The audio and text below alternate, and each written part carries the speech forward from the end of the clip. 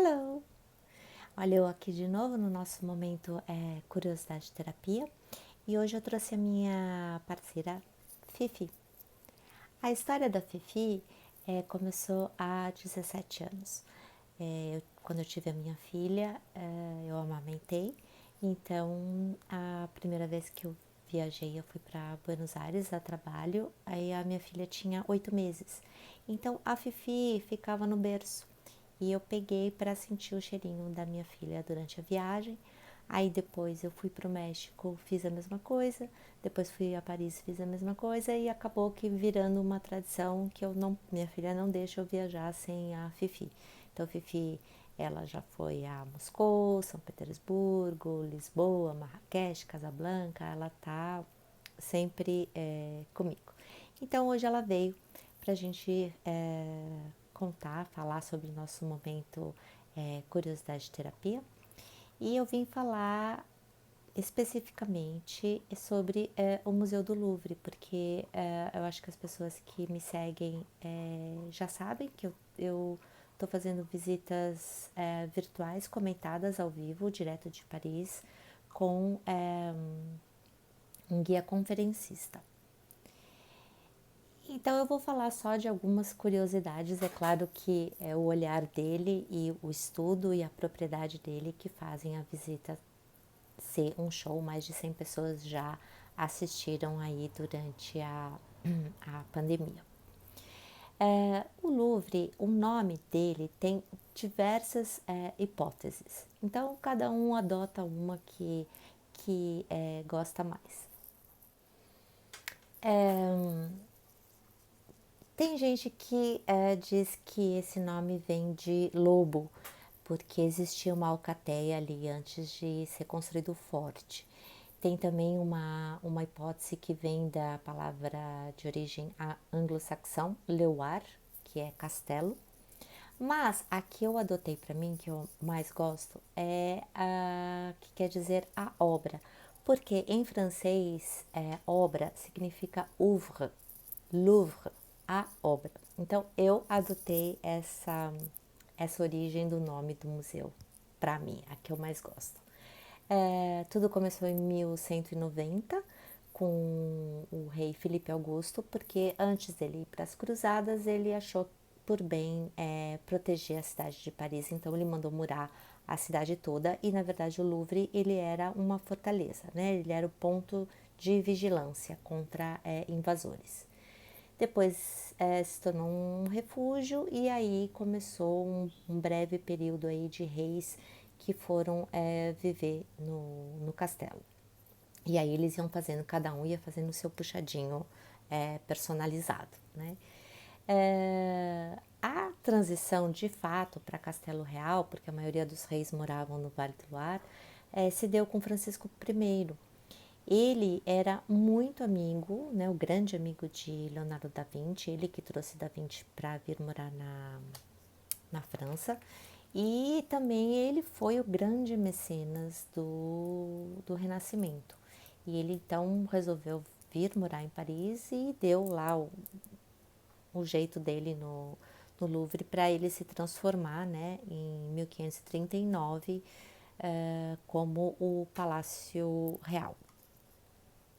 Hoje, até o Covid-19, os números do Louvre são impressionantes. 10 milhões de visitantes ano, espalhados em 73 mil metros quadrados para apreciar 38 mil obras.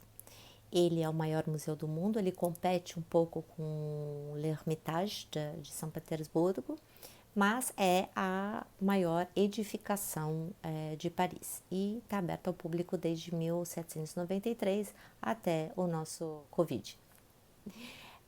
Sobre as obras, sobre essas 38 mil obras, na verdade o Louvre é proprietário de 554.498 obras. Destas, 94.498 estão emprestadas a outros museus e o restante, os 460 mil, ficam guardados no acervo e as 38.000 ficam expostas. Por isso que de vez em quando tem algumas exposições. Por curiosidade e orgulho, existe o Departamento de Restauro do Louvre, que é liderado há mais de 40 anos por uma brasileira, uma baiana, a Regina Moreira. Até a última notícia que eu tive, ela estava restaurando uma das telas de Da Vinci, São João Batista, uma tela de 1508. Algumas curiosidades a mais do Louvre. Uma que eu particularmente recomendo, que é o que eu faço, né? Eu olho pro teto,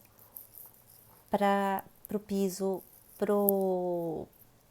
pras paredes, além das obras, né? Das telas, eu olho pela janela, através da janela, para ver diferentes ângulos da construção do Louvre, porque todo ele, tudo o que tem nele já é uma grande obra. Então eu fico lá embasbacada, de queixo caído, olho sim para o piso, olho para o revestimento da parede, olho para o teto, que sempre tem ali uma pintura, e olho através das janelas.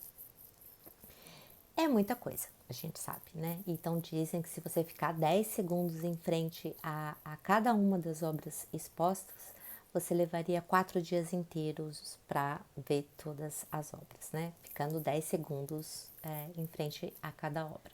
Não dá, né? Tem uma lenda também que vem de um filme, ou o filme foi baseado na lenda, que tem que o Louvre é assombrado. O nome do fantasma é Belphegor, que seria, né, uma múmia possuída por o espírito de um demônio. E outra coisa é que tem um shopping, para quem não conhece o Louvre, ele tem um shopping center ali, que se chama Carrossel do Louvre, com uma praça de alimentação, muitas lojas. Essas lojas, algumas são fixas e outras eles vão fazendo um sistema de rodízio. Então você pode passar também o tempo ali. A minha sugestão é, depois da visita, sentar ali na varanda do Café Marly e ficar apreciando a entrada do Louvre. E a última curiosidade que eu queria falar é sobre a Mona Lisa, a Gioconda. Ela foi pintada em 1500, né, por Leonardo da Vinci, foi comprada pelo rei Francisco I, depois que o da Vinci morreu, e depois de passar por diversos palácios, finalmente ela foi exposta no Louvre a partir de 1805. Bom, ela foi roubada em 1911, e aí encontraram e voltou a ser exposta depois de restaurada em 1914. E depois disso, ela sofreu algumas agressões estranhas, né? Ela já tomou uma facada, ela já tomou um banho de ácido, ela já tomou uma pedrada e um arremesso de xícara. Sinceramente, eu não sei por que as pessoas agridem a Mona Lisa, mas de qualquer forma, para evitar esse tipo de explosão odiosa, desde 2005 ela hoje é exposta numa vitrine blindada e climatizada. Longe de mim querer fazer uma comparação entre uma visita virtual e uma visita ali presencialmente, né, sentindo o museu. Mas você tem algumas vantagens em fazer essa visita virtual. Você não tem nenhuma cabeça na frente das obras, você não tem fila. A fila, por exemplo, quem compra o passe museu é muito interessante porque você pula uma fila, que é a fila para comprar ingresso. Porém, a fila para entrar, você não tem como escapar. Você vai ser revistado e a sua bolsa também. Desde os ataques terroristas, não tem jeito. Então, se for olhar cada bolsa, você vai ficar ali na fila mesmo. Você imagina 10 milhões de pessoas ao ano que visitam o museu. Não tem como você escapar desta fila.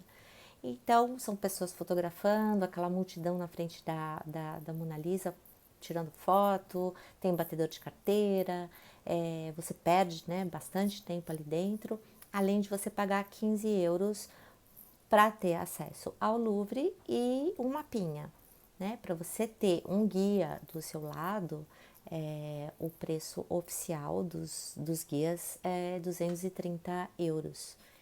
O Louvre, ele tá sempre lotado, sempre, sempre, sempre. Então, o que eu digo para os meus passageiros é, antes de entrar, passar pelo toalete, né? Porque lá dentro tem toaletes, mas a fila é enorme, né?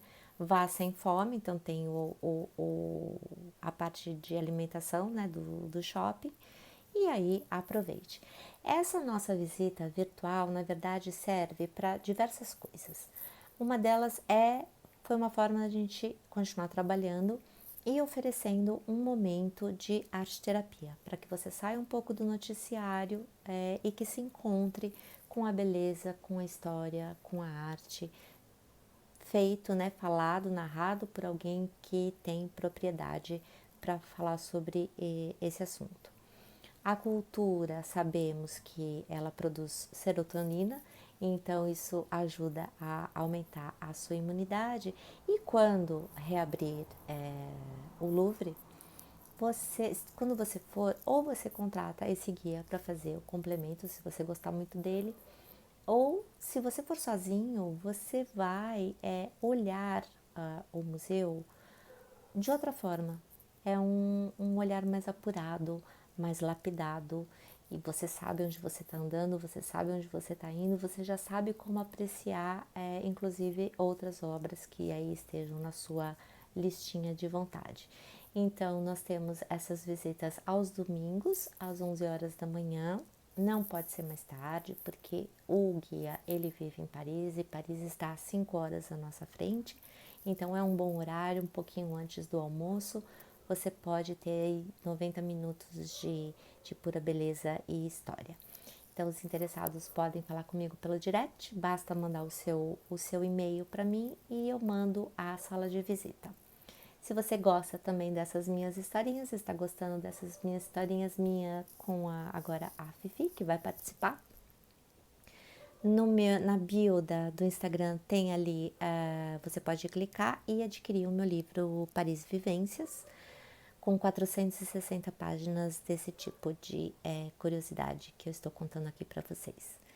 Por hoje é só, eu espero que vocês tenham um lindo final de semana, dentro do possível, que fiquem em casa, e eu espero vocês amanhã para a nossa visita ao Museu do Louvre. Au revoir, bon week-end e à demain!